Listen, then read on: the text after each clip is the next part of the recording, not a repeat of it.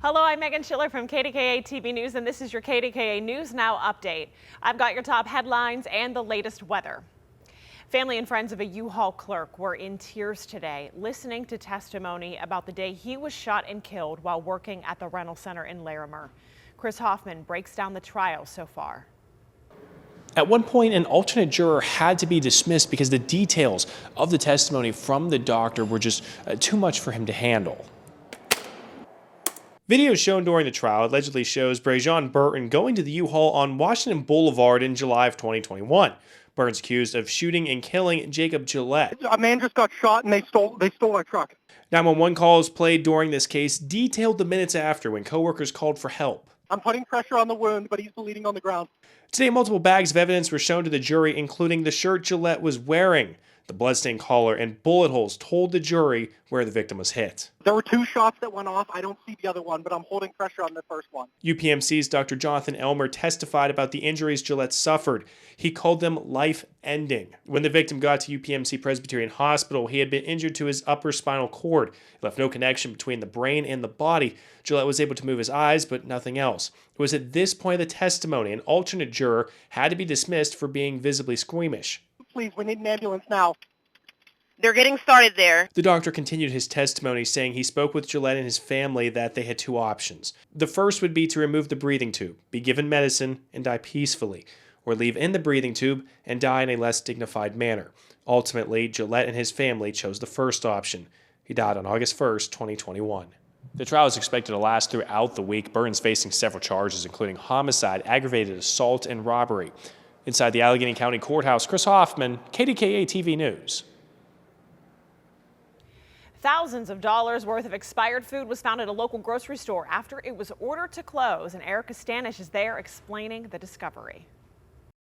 For years, this building has been a staple grocery store in Hopwood, formerly known as Adrian's Market. The owners here tell me the new renters moved in October last year and turned this into Savewell Supermarket. They say the renters quickly started missing their monthly payments, and after making no payment for months, they were forced to close. The Fayette County Sheriff's Office showed up on January 31st and padlocked the doors. That's when the property owners say they walked inside and found hundreds of thousands of dollars worth of spoiled and expired meat, chips, dairy products, baby food, snacks, and so much more. Since then, they've been working to clear it all out, also finding paperwork inside showing the renters owe their suppliers over $430,000 for products and were apparently operating on an expired food facility license. I think the health department should still investigate that matter and then fine them appropriately for what they have done. They were for approximately 2 weeks selling food when they were unauthorized to do so. And there were expired items in the store which we haven't heard anyone have gotten sick yet, but we will certainly let the health authorities know if that happens. And now we want to check in with First Alert meteorologist Ray Petland for a look at your weather for the week ahead. We have mostly clear skies, 50 degrees still, very, very light winds, no wind chill. And what we're going to see is a situation where our temperatures fall off quite quickly. As Mary mentioned, those clear skies are the issue. The heat you build up during the day radiates into space and your temperatures fall off quite quickly, especially with the light winds attached. So what we're going to see is our temperatures drop significantly from our 53-degree high today, but down to about 30, which is still warm for this time of year and certainly warmer than some of the temperatures we were waking up to this week. This morning, even Pittsburgh was down to 23, so it was a very cold start to the day, at least by cold by the standard that we've been setting with our warm temperatures, but our 23 degrees was still 1 degree above average. Now, when it comes to tomorrow, look for those temperatures in the mid to upper 50s in many cases, in most cases. So a very warm setup across the region.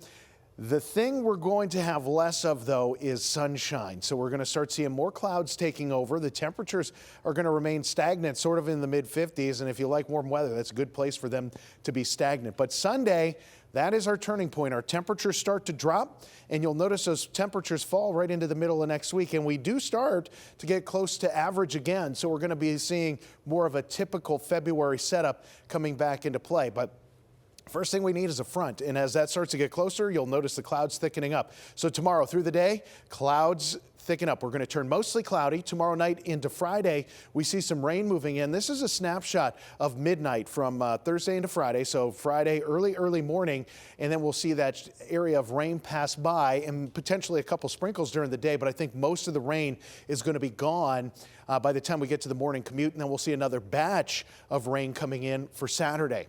Tonight, 30, partly cloudy skies, still mild. 30 is mild for February, and we're going to keep that the trend right into the weekend. So you can see mid-50s tomorrow and Saturday. More rain chances coming up. I think Sunday, if we do see precipitation, it's going to be very spotty. Otherwise, mostly cloudy skies with temperatures falling, and that gives us the first ingredients, the colder temperatures, to transition rain over to snow. We'll see that trying to be the case on Monday, occasional snow Tuesday, and some flakes not out of the question Wednesday of next week.